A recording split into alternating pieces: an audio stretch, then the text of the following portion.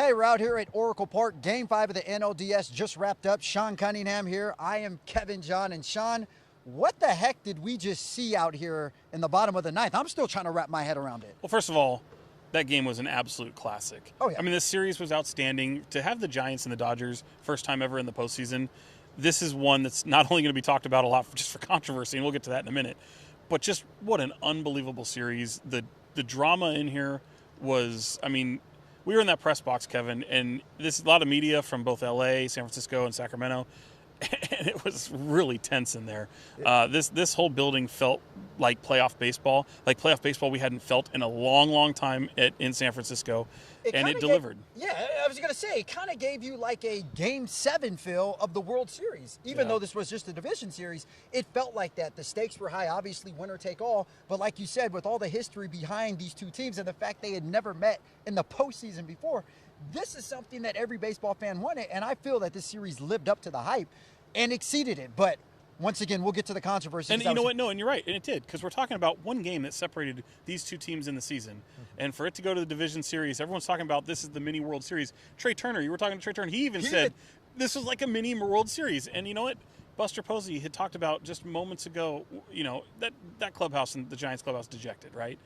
He comes out and he says, you know what? I've always wanted to play the Dodgers in a playoff series. I haven't had that opportunity, and he gets that opportunity. Yeah, he's on the losing end of that, but you know, the Giants feeling pretty good about this season overall. Just because the series goes the way that maybe they didn't want it to go, it doesn't take away from the fact that they have franchise best 107 wins. Yes, it results in a division loss, but we were talking before the season, Kevin. I think at best we were thinking the Giants could be a 500 baseball team. And they go off and prove off that they were not only better than that, they were the best in all of baseball. But for that same reason, Sean, I feel that this defeat hurt so much more because they exceeded our expectations, because they were the best team in baseball, because they won a franchise best 107 games, because they're loaded between 1 through 9, because they have a great rotation, a great bullpen that was exposed a few times throughout the series. But at the end of the day, I almost feel like, you know what this kind of feels like? The season the Warriors won 73 games and then lost in the finals. It feels like you guys have this incredible historic season only to lose, you know. But to a team that was only one game behind you in the division.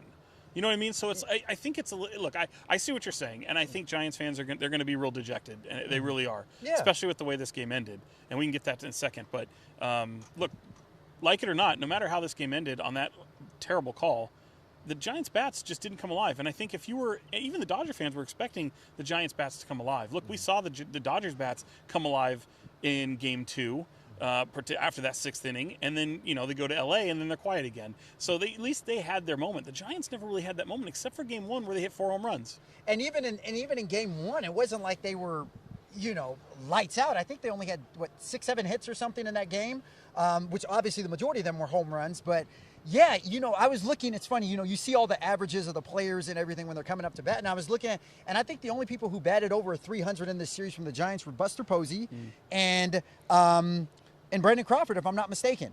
So, you might be right. And other than that, nobody really Chris Bryant had some moments, but I will say this. Look, I mean, the hottest hitter in this series was Mookie Betts. Oh, my God. And he was the only one that really brought what we were expecting. Look, you know, this is what's great about the postseason. We were talking about Game 2, Game 3 in LA with Evan Longoria. He comes out, the former All-Star, just unbelievable player, and he's been slumping so bad. He's the difference maker in that game. We talk about Cody Bellinger. I mean, that guy he had been slumping horribly. Especially against the Giants. Only 2 hits all season long against the Giants. He's the difference maker in Game 2. What happened tonight in Game 5? He's the one that punches home the run. So, you know, postseason baseball is so funny. It's always the guys maybe you least expect as opposed to the guys you most expect. Mookie Betts, the guy you most expect. Cody Bellinger, no. But Logan Webb, again, we talked about him closing the door on the Padres to get into the division series. Absolutely sensational in Game 1, and I think he was even better tonight. Unbelievable poise from that kid from Rockland. Buster Posey spoke very, very highly of him, and that team is absolutely crushed that they wasted that opportunity. Absolutely. And another thing I just want to say, you know, for Logan to be 24 years old, we both spoke to him, I think it was on Media Day, workout day last Thursday. Mm-hmm. And just the fact that the moment, it was not too big for him. He did not allow nerves or jitters or, you know, just being, for lack of better words, crapping his pants to get in the way of going out there on the mound and being sensational. And, he pitched like a seasoned veteran. You brought up Madison Bumgarner before, the 10 Lincecums of the world who have pitched sensational in the postseason. Mm-hmm. What we saw from Logan Webb tonight and in Game 1 is reminiscent of that. No, it is. I mean, that game in Game 1, that was his postseason debut. Youngest pitcher. I mean, my goodness. I mean, he comes out and he looks like Tim Lincecum. Yeah. It was Lincecum-esque. And then he goes out, does what he does, comes out here again, and I'm wondering, okay, how the nerve's going to be. You think about all the features we did on him. His high school coaches, his mother, talking to Logan himself.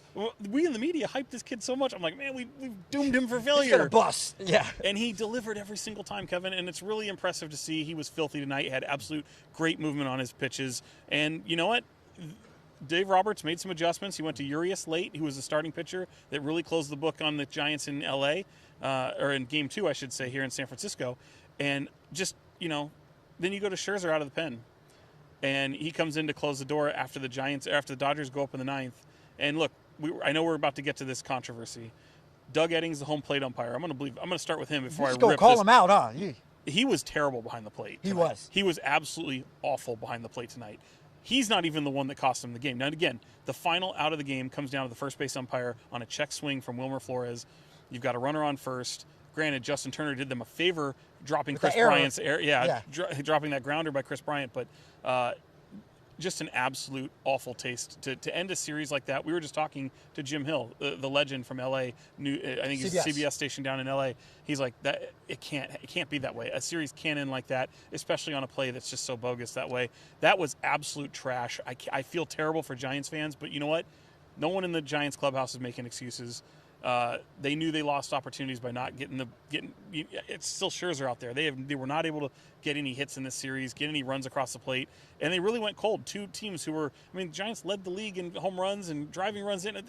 You just didn't see it. You didn't see it in the series, so it didn't come down to that play. But for this series to end on that play was absolute garbage. I agree, and nothing ever comes down to one particular play. When you look at a full series, how many, there's so many things that go into it.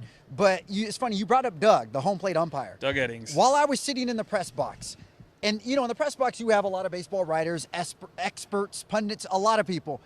I spoke to many of them that said they had never saw officiating that horrible as far as the strike zone is concerned, as far as everything. I was literally in the press box listening to person after person complain about, so it's not just us that are talking about it. Pretty much every person who was here tonight. And even people on the LA side. They realized it was. Jim was on the LA. He even said it was a bogus. And you talked about it. In Game 1, you saw Angel Hernandez. He's just, everyone knows just what a clown that guy is behind the plate. Yeah. We didn't have that tonight in terms of him, but Doug Eddings, to have those two paired in a playoff series is very questionable, especially for such a high-profile series like this.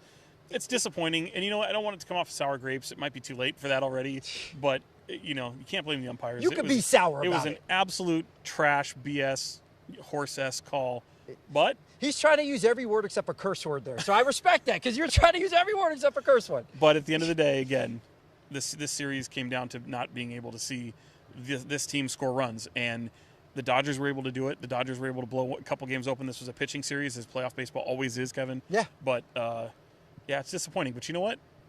I hope this team needs to re-sign Chris Bryant. They've already got Brandon Crawford locked up again. See what happens with Brandon Belt. There's decisions to be made. Yeah. But there's a lot of young guys on that team that got that heartbreak, that sting tonight. And you know what? That's what that's what you need. In order for those teams to succeed, the anomaly is the 2010 Giants because they weren't supposed to be there. And the 2012 Giants, all these Giants teams aren't supposed to be there. I know. They just get hot at the right time but I'm glad you brought that up because that was what I was actually, the last thing I wanted to talk about is, what's next for this Giants team. Like you said, the expectations, I'm not going to say they were low for this team. They were. But they definitely weren't as high as... They were. They're going to go into next year looking to compete with the Dodgers as the division champs. Who have won it 9 straight years, I want to say. Yeah. Well, prior to this year, but 9 straight. And the Dodgers, as you see, they just lock and reload. Right. You saw the acquisitions they got, the Trey Turners, the Max Scherzers, and even...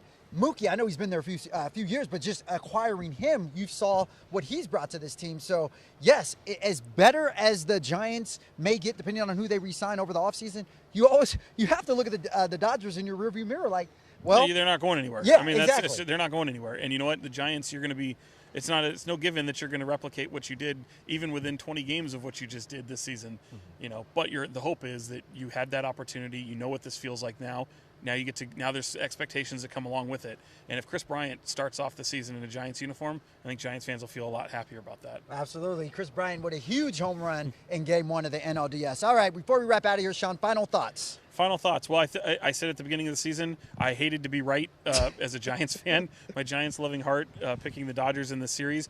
But as I started this season saying the Dodgers are the best team in baseball, they're going to win the World Series, I truly believe that. Now I'm going to root against them. But I truly believe that the Dodgers. Shade. I really believe the Dodgers are that good. They're going to win the World Series. The Dodgers were already good, and like you said, they added Trey Turner and Max Scherzer. Max Scherzer's unbelievable. They don't have Trevor Bauer. We know why. They don't have Clayton Kershaw. We know why.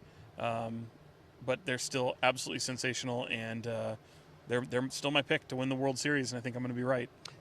Well, you were right with this series calling the Dodgers. I think we both were right with this one. So Dodgers obviously looking to repeat as back-to-back World Series champs this year. Well, that's it from Oracle Park here. He's Sean Cunningham. I'm Kevin John. And remember, for more of this content, be sure to check out the sports page on ABC10.com or our YouTube channel, ABC10.